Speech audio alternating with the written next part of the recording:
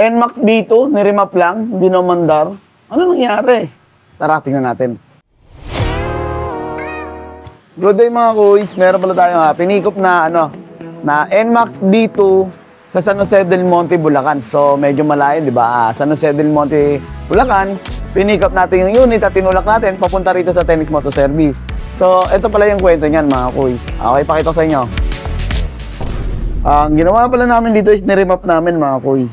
So Sabado, ang kwento ni Sir, Sabado after naman magawa namin, so ang ganda manakbo, okay, goods. Responsive na ulit. So, wala siyang naging bad feedback. Pag-gawin ni Sir galing ng Tenix Moto Service at pagparada nyo ng gabi, ng Sabado, is hindi na umandar yung unit niya kinabukasan ng Linggo. Hindi na umandar, tapos nagkaroon ng check engine. Yan, nagkaroon ng check engine.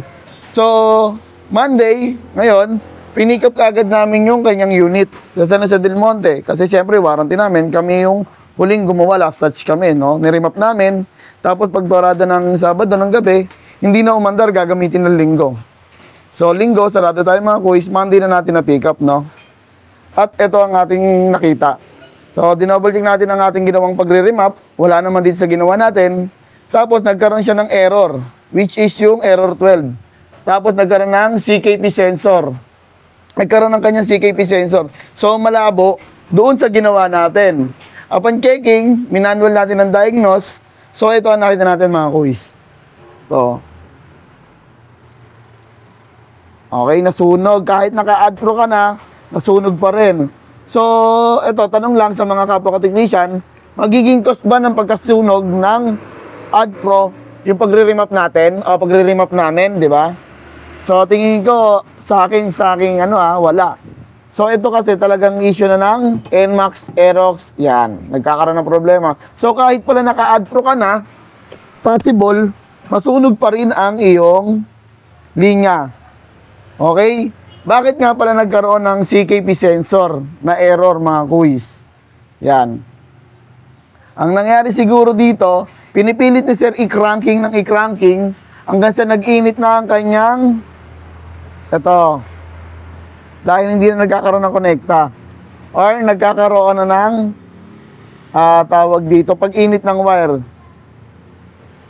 Okay, tanasin natin mga kuys. Ito ay isa namin nakitang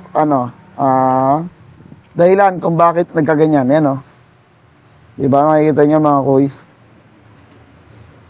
nasunog sa terminal.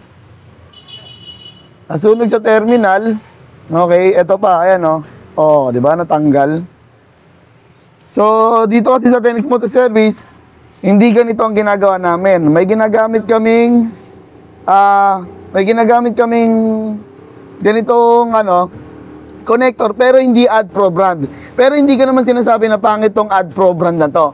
Ang ginagamit kasi namin is yung thermal o ceramic.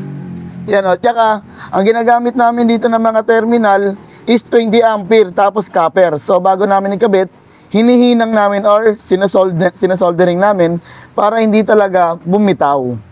Sa pagkakahinang, hindi katulad dito, bumibitaw. So, parang nakakrimp lang kasi ito yung AdPro Nakakrimp lang siya tapos hindi hininang. No? Kaya bumitaw ang kanyang linya. Kaya katagalan, nagiinit, bumibitaw. So, baka papalitan natin ito tapos ganito yung mga tornilyo natin. So, ito pala mga kuys, may cover din pala yan. At tornilyo. Yan, ito yung cover niyan. Okay? So, wala sa remap ang naging problema sa unit ni Sir. Andito sa ibaba sa may AdPro.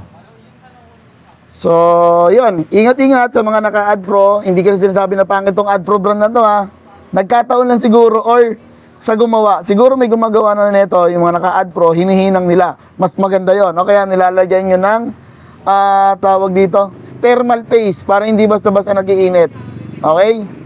Sana may natutunan kayo sa konting advice ko mga kuys kung ano nangyayari pag nagkakaroon ng error 12. At syempre, alam nyo na, walang iba.